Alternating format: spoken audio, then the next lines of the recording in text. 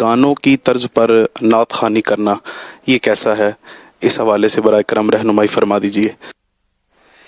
اعلیٰ حضرت رحمۃ اللہ علیہ میں نے اعلیٰ حضرت کا فتویٰ دیکھا، غور کیا، اس پر مشورہ کیا، تو نتیجہ یہ نکلا کہ گانوں کی طرز جو ہے نا، اس پر نعت شریف پڑھنا بے ادبی ہے۔ اچھا، اب پھر جیسا گانا، بعض گانے فحش ہوتے ہیں، تو فحش گانے پر کوئی نعت شریف پڑھے گا تو جو گانے سنتے ہیں، جن کو پتہ ہوتا ہے نا، وہ آپ نعت پڑھ رہے ہوں گے، ان کے ذہن میں گانا گونج رہا ہوگا۔ دوسرا یہ کہ گانے کی طرز پر آپ نعت شریف پڑھیں گے تو ہوگا یہ کہ جو سنے گا نا، اس کو یوں لگے گا کہ بڑے گانے سنتا ہوگا یار، یہ تو جبھی تو یہ پڑھ رہا ہے، اتار چڑھاؤ وہی گانے والا ہی انداز ہے یہ۔ اچھا، پھر یہ کہ بعض اوقات گانا فحش نہیں ہوتا، لیکن ایک میوزک، عورت کی آواز وغیرہ، یہ خرابیاں اس میں ہوتی ہیں۔ ان خرابیوں کے بغیر گانا ہوتا بھی کب ہے؟ تو اس لیے مطلب یہ کہ گانے کے سائیڈ ایفیکٹ بھی ہیں اور بے ادبی بھی ہے کہ میراثی بھانڈ بھگتیوں کی نقالی، ان کا انداز، یہ اعلیٰ حضرت رحمۃ اللہ علیہ نے منع فرمایا ہے کہ ان کے انداز پر نعت شریف نہ پڑھیے، نعت سادہ۔ اچھا، اب پرانی طرزیں جو تھی نا نعتوں کی، وہ بعض نعتوں کی مجھے تجربہ ہے، لیکن اب اس طرز پر کوئی پڑھتا نہیں ہے۔ جب پہلے یہ نعتیں پڑھی جاتی تھی، اب نہیں پڑھتے۔ اب عام طور پہ وہی گانوں کی طرزیں زیادہ تر، پھر کٹگری اور کیا کیا بولتے ہیں، اس کے آلات کے ذریعے بھی بعض نعت خوان وہ سر ملاتے ہیں، بھلے اپنے بند کمرے میں کرتے ہوں، یہ پھر لے بناتے ہیں، پھر یہ آگے، یہ آپ لوگوں کو زیادہ پتہ ہوگا، گھر کی بات ہے، سمجھے؟ تو یہ بھی گناہ کا کام ہے، ظاہر ہے کہ میوزک سننا، پھر میوزک کے ذریعے ترکیب بنانا، پھر اعلیٰ حضرت نے تو بہت سخت باتیں اس میں ارشاد فرمائی ہیں۔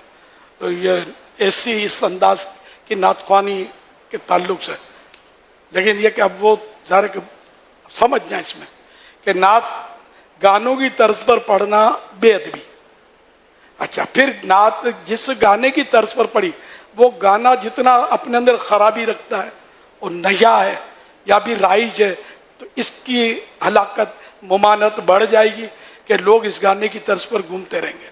اچھا، اب گانا پرانا ہے، جیسے 30-40 سال پرانا ہو گیا، اب لوگوں میں رائج نہیں ہے، تب بھی پڑھیں گے تو کوئی نہ کوئی پہنچ جائے گا، یار یہ تو پرانے گانے ڈھونڈ کر لگتا ہے سنتا ہے، اس کی طرز لے کے آیا ہے۔ تو یوں مطلب بچ کر جانا بڑا مشکل ہو جائے گا۔ اچھا، اس سے پھر تنفیر عوام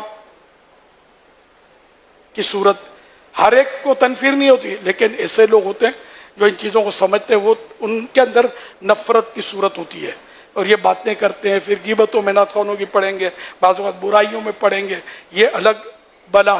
اچھا، پھر بعض علماء وہ بھی پھر اس کا رد شروع کرتے ہیں، گانوں کی طرز پر یہ نعتیں پڑھتے ہیں، علماء بولتے ہیں یہ اور مذمت کرتے ہیں نعت خوانوں کی، تو یہ ان کو بھی ظاہر ہے کہ وہ اس سے صدمے ہوتے ہیں۔ تو آپ کوشش فرمائیں پرانی طرزوں پر آئیں۔ اچھا، اب ایک نعت خوان ہے کہ اس کو پتہ ہی نہیں ہے گانے کی طرز پر ہے، تب تو کوئی ممانعت نہیں ہے، اس کو پتہ ہی نہیں ہے۔ ایسی کئی نعتیں ہیں کہ جو پتہ مجھے بھی نہیں پتہ، میں تو مطلب کئی نعتیں سنتا رہتا ہوں، پتہ نہیں ہوتا کہ گانے کی طرز ہے، لیکن اب یہ کہ اب جیسے میں نے بولا نا، تو اب آپ کو بھی یوں ہوگا کہ یار فلاں نعت ہو سکتا ہے گانے کی طرز ہو۔ پھر گانے کا انداز، جو بھی میوزک کے ساتھ کلام پڑھے جاتے ہیں نا، ان کا ایک فکس انداز ہے، اور جو بغیر میوزک کے پڑھے جاتے ہیں ان کا فکس انداز ہے، مخصوص انداز ہے، جو پرانے نعت خوان پڑھتے تھے۔ لیکن اب یہ کہ میوزک مائنس ہو گیا، انداز باقی رہ گیا گانوں کا، یا جو بھی میوزک کے ساتھ کلام پڑھے جاتے ہیں ان کا، تو آٹومیٹک وہ لوگوں کے ذہن میں جو ہے جو میوزک بجنے لگے گا، سمجھے، اور اب زیادہ بولنے میں ڈر بھی لگتا ہے مجھے۔ اب آپ کسی داڑھی والے کو پوچھ لو گے، مسجد کے امام کو پوچھ لو، نہیں کچھ نہیں ہوتا، یہ تو بولتا ہے، تو چلو میں آپ کو حوالہ دے دوں، فتح رضویہ کا حوالہ نوٹ لے، جو اعلیٰ حضرت کو مانتے ہیں میں ان کی بات کر رہا ہوں، اب مانتے نہیں تو میرا کیا قصور۔ کوشش کرتا ہوں میں اعلیٰ حضرت کا حوالہ ڈھونڈنے کی انشاءاللہ. آپ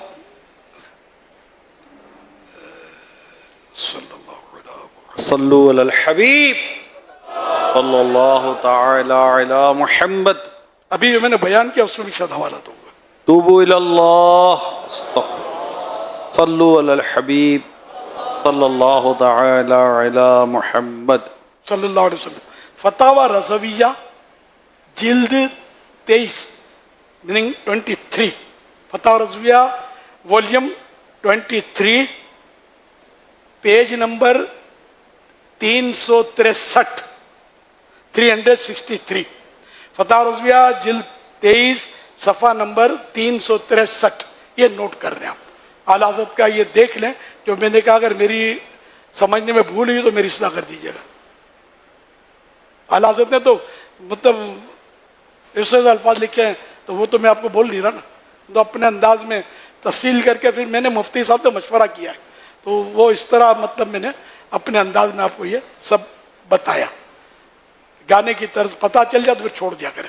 نہ پتہ ہو تو ظاہر ہے کہ اب عام طور پہ نعت خوان جو ہے نا یہ بھی ہے کہ تقریباً میں تمام نہیں کہتا یہ اکثر جو ہے قریباً کہ اپنی طرز بنانے کی قدرت نہیں رکھتے.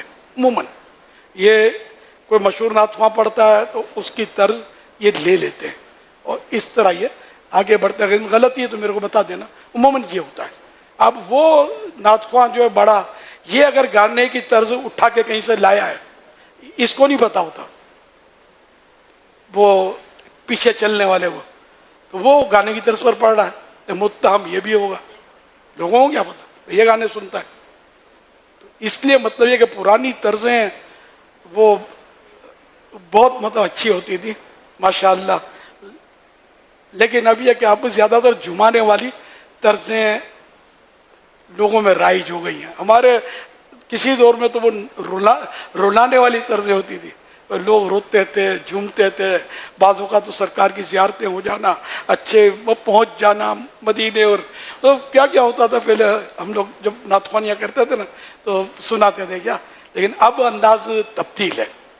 اب بولوں چھک چھنا چھن ہے.